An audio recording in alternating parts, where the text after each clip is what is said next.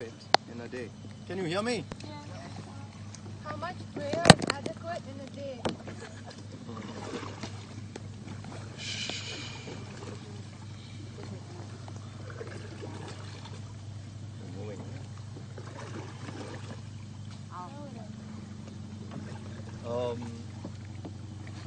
Prayer is not time bound. We pray to reach a destination.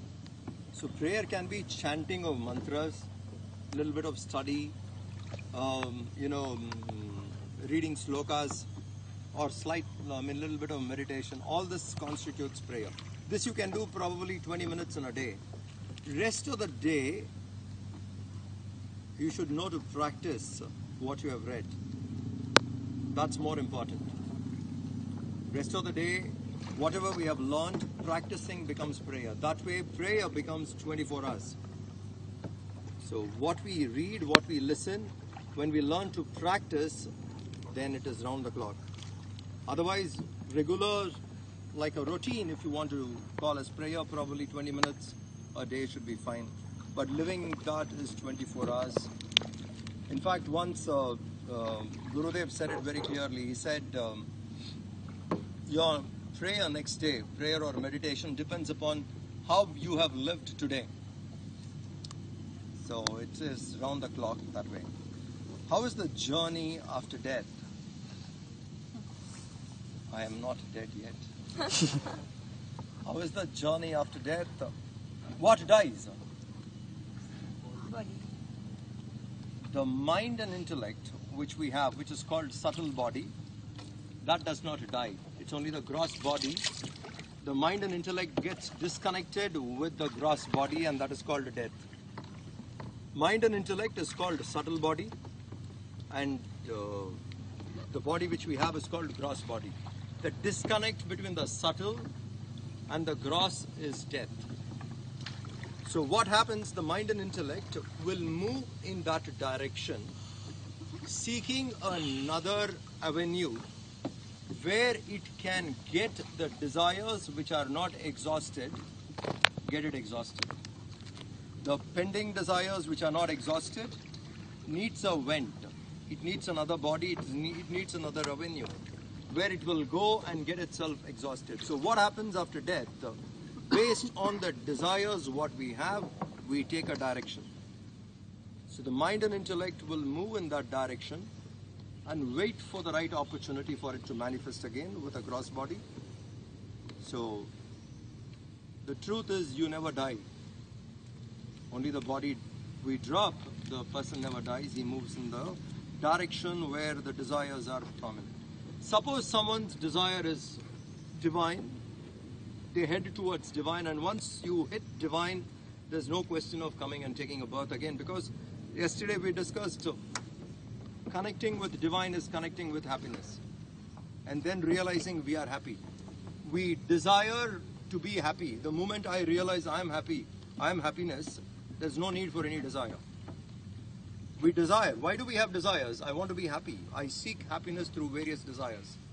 So the moment I realize I am happiness, there's no need for any other desire.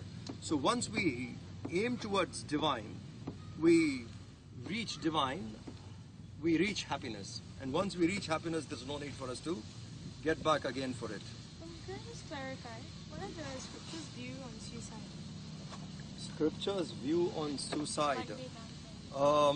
Scriptures forbid suicide. It says no. Why? Because there is a cycle which is functioning correctly. By committing suicide, we move out of the cycle, which is not a natural way of dying. So when we move out of that, then to get back to the cycle is difficult. And once we get back again, those pending desires and karmas are not over. So it would be more painful. And in death, as I told you, it's only the gross body we drop. Mind and intellect is not over. So if a person commits suicide, the problem is in the mind and intellect. The pain is in the mind and intellect. That is not over. So it would be a kind of a more painful living. Mind and intellect is existing, and and the body is disconnected, and therefore it would be more painful. So scriptures never sanctions suicide, and that's the wisest thing, because by mistake if someone does it, then the pain is much more, because you have only disconnected with the body, the mind struggles. In case if someone has committed suicide known to you, all you need to do is pray intensely for that person. Very intense level of prayers are needed to get that jiva back into the cycle. So that's all one can do at the time. Yeah. What was unnatural death because of accident? That comes as part of karma. So that again in the Ishvara cycle will come back, like accidents which happen, which is not intentionally done. Action is not judged. Action is action is judged by the intention behind the action. So how sincere, what is the intention, all that is calculated for karma. So accident, when it happens, it's not in your hands. So that's fine. But suicide is done intentionally, which is not acceptable. Sorry. How does prayer change? How does prayer change? To who are we praying actually? To who? When we pray, let's say you go to a mosque or a masjid or a church or a temple, when you pray, to whom do you pray actually? Prayer is addressed to the mind, the cosmic mind which governs the world, the universe. You have to understand, just get one. You get one. This is a deeper question. If you guys pay attention, probably you will understand something very subtle. Yeah. My thoughts, my mind governs my actions. All the actions which I do are governed by my mind. My mind says go this side, the body will go. So the actions at the body level is controlled by the mind. All the bodies, all the actions, totally is controlled by all the minds together. Not just the mind of humans, the instincts of animals, the sensitiveness of the plants, etc. The intelligence which pervades, controls the total action. That total action is called, the total mind is called Ishvara. So when you pray, you're praying only to Ishvara, the total mind. One part, one unit of the total mind is invoking the total mind. This is too subtle for people to understand, so we give them a form. Worship a form, worship different deities.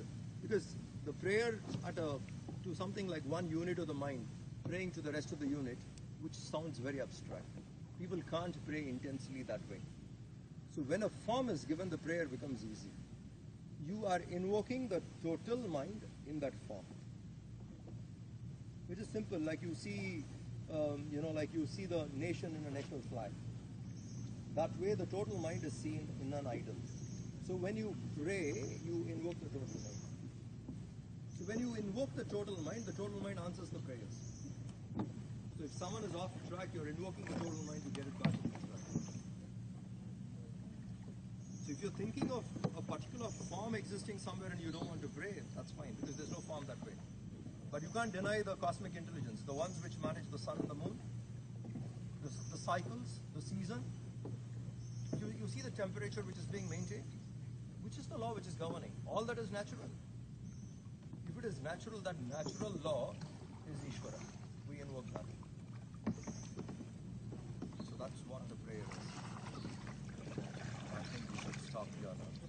We saw 3-4 questions. What is time? 4:20. We head back straight.